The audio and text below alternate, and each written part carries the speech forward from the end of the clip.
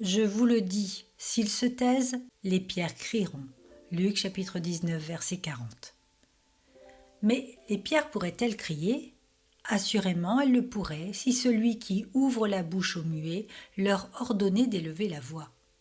Et certainement, si elles parlaient, elles attesteraient puissamment l'existence de leur Créateur dans la louange de celui qui les a créées par la parole de sa puissance. Elles exalteraient la sagesse et la puissance de la création divine. Ne parlons-nous pas en bien de celui qui nous a renouvelés et qui a donné une postérité à Abraham ? Les vieilles pierres pourraient parler du chaos et de l'ordre et de l'œuvre de la main de Dieu à des phases successives du drame de la création.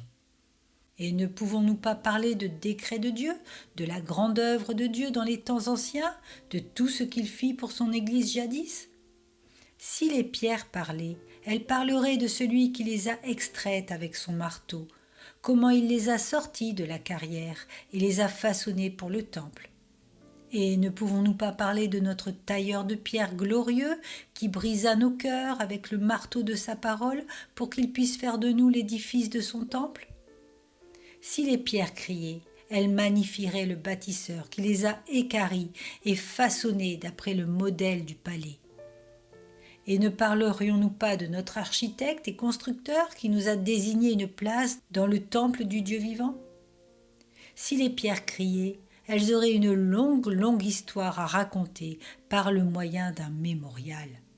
Car plus d'une fois, une grande pierre a été roulée comme mémorial devant le Seigneur. Et nous aussi, nous pouvons attester, témoigner comme ces pierres du secours, ces colonnes du souvenir.